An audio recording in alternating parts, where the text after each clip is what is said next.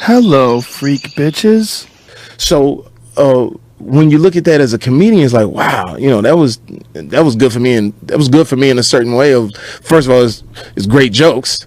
Two, it's like it does say, are we becoming too fragile when it comes to our race, like black folk? Like I say, yeah, some people are racist and some people are perceptionists. You know what that means? No. The perception is, okay, the perception in America was the white man, Donald Trump, can be president.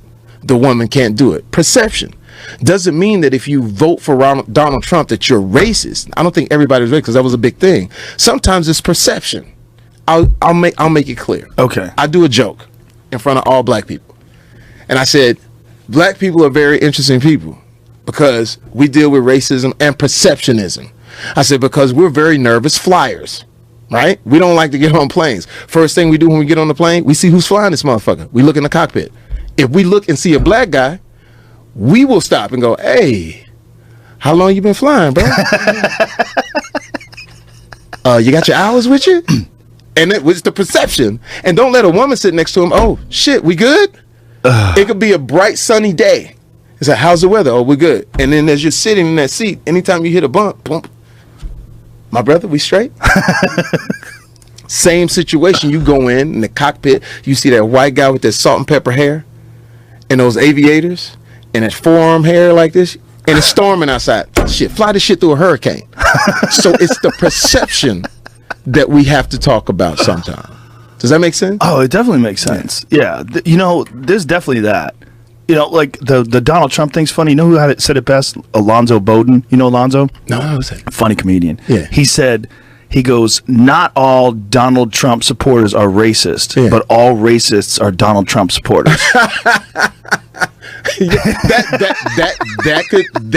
definitely awakened that side.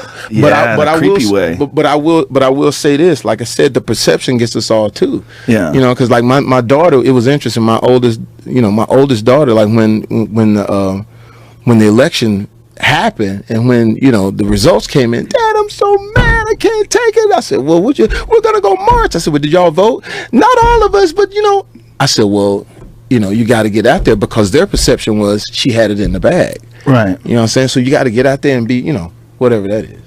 Yeah, whatever that is indeed. This is weird times for everybody. Because I think social media is allowing people to express themselves. Yeah. And everybody's expressed themselves, and people are forming groups. They're just like, they're progressive or they're liberal or they're conservative, and everybody has a voice. Everybody has a voice. There's so much voices. I'll say this. Maybe you can appreciate this because we're living in two worlds. We lived when it wasn't here, and we live in when it's in it. It's discretion. Social media allows you not to have discretion. You're able to go in and type whatever you want to say, and that's what we pay attention to.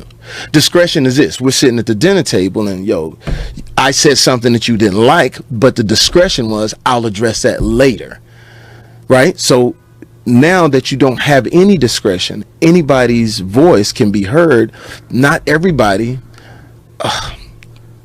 how do you say it? Not everybody has a point that we should hook all of our wagons to. Right. What I notice is that we will hook our wagons to the most extreme point, and that may be only 2,500 people. Like when my homies would hit me and say, man, you hear what they saying, man, about so-and-so? I said, how many views did it get? 80,000 views. I said, it's 8 million people in Philly alone. Why are you just listening to those 80,000 people? So you sort of have to put balance in the way you sort of sift through it. Does that make sense? It does make sense. Yeah. Well, the way I try to put it out to people, if you run into a room and there's 100 people in that room, what are the odds that one person is a fucking idiot?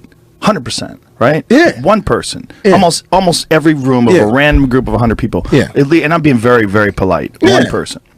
That means probably a few. But let's go with one out of 100. So that means there's 3 million fucking idiots in this country.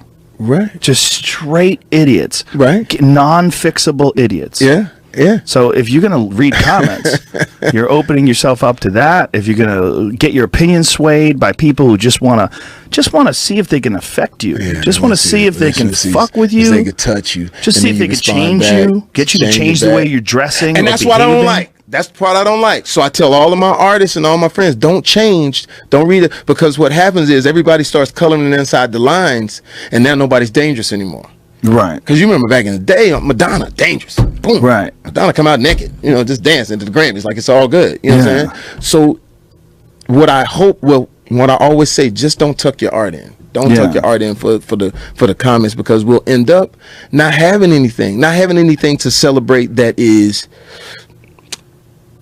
good, like having something to celebrate. Somebody did a song that was dope, or a movie that was dope, or got outside the box, as opposed to what we love celebrating, which is the crazy shit. You know what I mean?